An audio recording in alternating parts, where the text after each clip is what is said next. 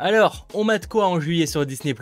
Hey les geeks, c'est Mathéo et on se retrouve comme chaque mois pour parler des différentes nouveautés sur les services de SVOD, Netflix, Prime Video et donc aujourd'hui Disney+.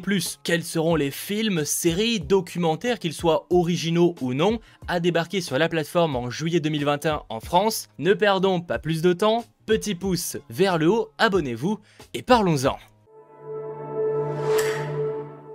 Juste avant de commencer, petit disclaimer pour rappeler que ce que je vous partage là, c'est la liste officielle dévoilée par Disney+ France, mais il arrive parfois que des dates ne soient pas respectées, donc ça reste assez rare, mais ça arrive, c'était le cas notamment en juin. Bon, sinon pour ce qui a été annoncé, commençons le 2 juillet, vous allez voir que c'est un petit peu particulier, on rentre vraiment dans une nouvelle partie de Disney+, avec maintenant des sorties à la fois le vendredi et le mercredi, ça devient un peu le bordel. Quoi qu'il en soit, on commence le 2 juillet avec l'ajout du film Love, Simon, alors pas la série Love Victor qui en est d'ailleurs tirée et qui est elle déjà disponible sur le service, je parle là du film où l'on suit le jeune Simon de 17 ans, pour qui avoir une relation amoureuse est compliqué. Il est entouré d'amis extraordinaires mais il garde un grand secret, il est gay et ne connaît pas l'identité de son premier coup de cœur avec qui il communique en ligne.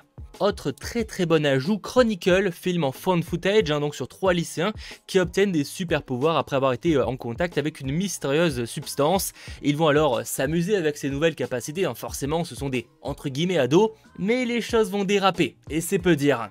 Toujours côté film, le 2 juillet, vous retrouverez Nixon avec Anthony Hopkins dans le rôle du célèbre Richard Nixon, président américain très controversé qui a dirigé le pays entre 1969 et 1974. Ce qui nous permet de terminer le 2 juillet avec l'ajout d'une comédie, Le nom des gens. Une jeune femme extravertie n'hésite pas à coucher avec ses ennemis pour les convertir à sa cause. En général, elle a tendance à obtenir de bons résultats, jusqu'au jour où elle va rencontrer une personne avec qui les apparences sont trompeuses. Voilà, on fait un petit bond dans le temps, il est vrai que ça commence assez calmement en juillet du côté de Disney+, mais rassurez-vous, ça va s'intensifier. Sachant, je le rappelle, il y a quand même quelques nouveautés qui continuent à être diffusées en juillet, je pense entre autres à Loki. Bref, concernant le 7 juillet, vous retrouvez les 5 saisons de Voyage à travers les couleurs, mais aussi une toute nouvelle série que j'attends énormément étant un très grand fan, Monstres et compagnie au travail. A l'inverse de Monstres Academy qui était un préquel, là on parle d'une suite se déroulant 6 mois après les événements de Monstres et compagnie, avec le rire des enfants qui est devenu la ressource principale de Monstropolis. Un jeune et talentueux mécanicien rêve d'intégrer l'équipe d'élite et de côtoyer ses idoles, Bob et Sully. A savoir que Pixar n'est pas impliqué, donc j'attends vraiment de voir le résultat, mais clairement c'est l'un des projets qui m'a hypé le plus de 2021. 2 jours plus tard, le 9 juillet, ce sera au tour de Les Portes du Temps de débarquer sur le service. Alors c'est un film qui est déjà sorti il y a maintenant quelques temps au cinéma, sur une légende qui raconte que depuis la nuit des temps, des guerriers immortels protègent le monde de l'emprise des ténèbres. Le jeune Will va découvrir qu'il est le dernier de cette longue lignée et que lui seul a le pouvoir de voyager dans le temps afin de sauver le monde des ténèbres. Plus en vrac, toujours le 9 juillet, Disney+ ajoutera la comédie française avec Franck Dubosc, Camping. Oui, je ne pensais pas le dire, mais Camping débarque sur Disney+ en juillet. Ah, j'admets qu'on m'aurait posé la question il y a un an, j'aurais pas mal rigolé. Mais comptez également sur l'ajout de Vrais Mensonges avec Audrey Tautou, qui reçoit une lettre d'amour anonyme et qui se dit qu'elle pourrait la refiler à sa mère récemment célibataire. Mais il s'avère que cette lettre a été envoyée par son employé timide. Commence alors une suite de quiproquos et de malentendus. Rien à voir, il débarque enfin sur le service Les Indestructibles 2, 3 ans après sa sortie dans les salles. La famille de super-héros du studio Pixar est de retour, enfin disponible sur Disney+. Cette fois c'est Hélène qui se retrouve sur le devant de la scène, laissant à Bob le soin de mener à bien les 1001 missions de la vie quotidienne et de s'occuper des enfants. Un changement de rythme difficile pour la famille, d'autant plus que personne ne mesure réellement l'étendue des pouvoirs du petit dernier. Pour en terminer avec le 9 juillet, vous retrouverez le documentaire Berlin et Brandebourg vue du ciel. Nous sautons quelques jours après le 14 avec notamment l'ajout des 3 saisons de Body of Proof sur une femme qui va découvrir à quel point son taf prend trop le pas sur sa vie privée quand son mari a demandé le divorce, emmenant avec lui leur petite fille. Après moult péripéties, elle se reconvertit en médecin légiste. Grâce à son flair infaillible, elle va pouvoir résoudre des affaires criminelles.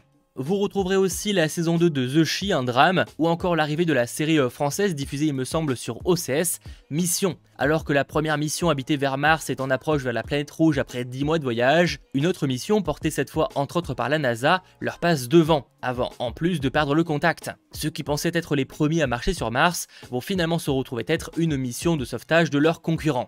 Sans oublier pour terminer, très grosse nouveauté, l'ajout de courses au centre de la Terre. C'est développé par National Geographic et c'est fait par les créateurs du jeu The Amazing Race. En gros un équivalent de Pékin Express. C'est une compétition sans élimination qui suit 12 participants, partant tous d'un point différent du globe, ils doivent tous aller au plus vite vers un point précis. Ce sera découpé en 7 épisodes et les gagnants peuvent remporter jusqu'à 1 million de dollars. 2 jours après, le 16 juillet, vous retrouvez la comédie Confession d'une accro du shopping, avec une accro du shopping, c'est dans le titre, passionnée de mode et incapable de résister au plaisir d'acheter. Le problème, c'est qu'elle travaille pour un magazine financier, donc en gros, elle explique chaque jour aux lecteurs comment gérer leur argent, alors qu'elle passe son temps à dépenser le sien dans les boutiques. Alors oui, c'est assez paradoxal et c'est le concept du film. Autre comédie s'ajoute All About Steve avec Sandra Bullock et Bradley Cooper, sur une femme qui décide après un premier rendez-vous assez rapide qu'un caméraman prénommé Steve est son âme sœur. Elle le suit tout en essayant de le convaincre qu'ils sont faits l'un pour l'autre. Rien à voir, le même jour, vous retrouverez le film Crazy Heart. C'est réalisé par Scott Cooper et c'est sur un chanteur de country qui vit toujours sur la route et qui va y faire une rencontre qui va tout changer. J'en oublie pas non plus l'ajout du documentaire sur le basket Survive and Advance. Voilà, nous arrivons le 21 juillet, vous sentez quand même que les ajouts s'intensifient un petit à petit avec certaines donc le mercredi, d'autres le vendredi. On pense notamment le 21 juillet à l'arrivée des 7 saisons de C'est moi le chef. Côté nouveauté, parce que oui, il y en aura et encore heureux, on aura la toute nouvelle série Turner et Hooch qui débarque enfin sur Disney+. Alors techniquement, c'est une suite au film de 1989 avec Tom Hanks qui y incarnait un policier. En gros, la série va nous plonger des années après avec son fils, qui hérite lui aussi d'un gros chien indiscipliné et baveux. 12 épisodes sont prévus pour cette première saison qui sortiront évidemment par rythme hebdomadaire. Autre nouveauté, Les coulisses des attractions, une toute nouvelle série documentaire Disney+ original qui va nous plonger cette fois comme jamais dans l'histoire fascinante des attractions parmi les plus célèbres des parcs Disney. On y verra notamment comment ils ont conçu et construit chaque château, ou encore la complexité du réseau de transport en commun de chaque parc, sans oublier forcément un classique, les petits secrets de chaque attraction, je pense au célèbre Jungle Cruise par exemple qui sera abordé. Bref, en général, c'est le genre de documentaire qui est juste passionnant, il y avait déjà des choses un peu similaires sur Disney+, là ça a l'air d'être un peu plus important, assez hâte que ça sorte. Pour en terminer avec le 21 juillet, vous retrouvez la saison 6 de En pleine nature avec Bear Grylls. Le pro de la survie va emmener encore une fois des stars en zone hostile, et on y retrouvera cette fois Terry Crews ou encore Anthony Mackie, vu récemment dans The Falcon and the Winter Soldier.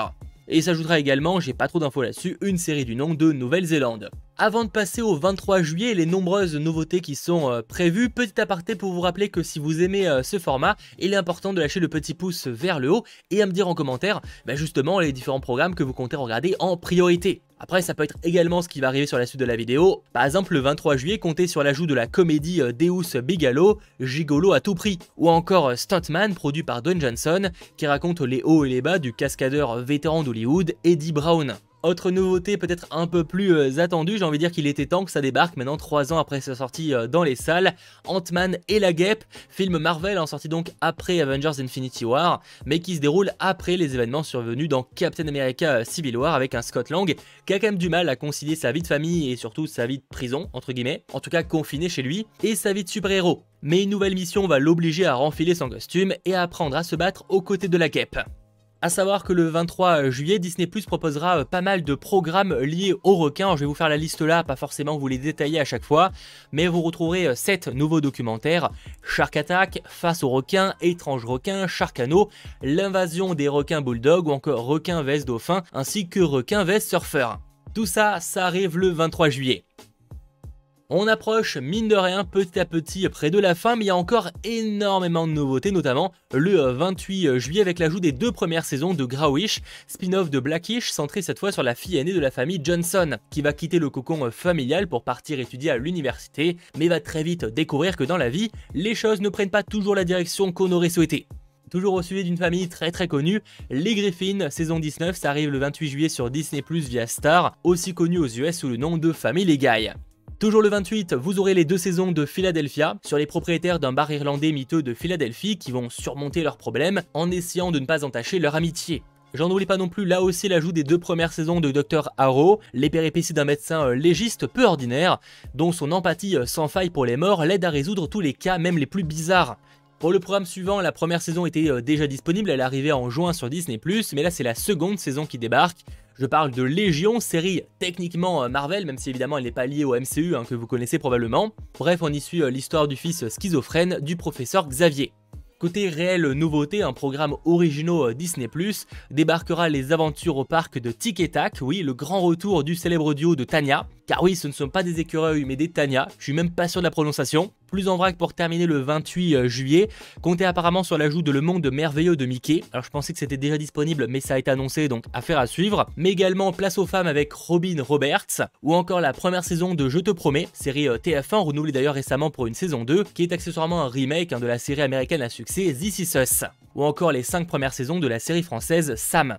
Voilà pour réellement terminer cette vidéo en beauté. On arrive donc le 30 juillet sur Disney+.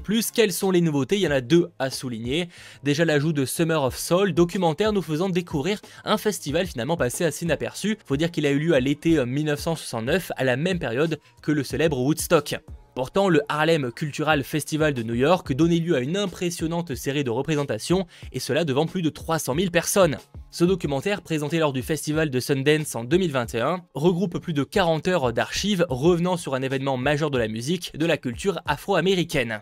Dernier ajout de ce mois de juillet, Wilson, un film avec Woody Harrelson et Laura Dern, l'histoire de Wilson, un misanthrope qui prend un malin plaisir à dire leurs 4 vérités aux gens qu'il croise. Il apprend par hasard qu'il est le père d'une jeune fille qu'il a eue avec son ex-femme, qu'il a quittée 17 ans plus tôt. Voilà globalement ce qui arrivera en juillet sur Disney+. J'espère évidemment que cette vidéo vous aura plu, si c'est le cas je le rappelle, petit pouce vers le haut, abonnez-vous. On se retrouve du coup très vite pour de nouvelles vidéos, que ce soit les nouveautés Netflix, les nouveautés Prime Video, les nouveautés ciné, ça sort très bientôt, ou également au quotidien pour suivre l'actualité ensemble. C'était votre geek Mathéo, ciao tout le monde.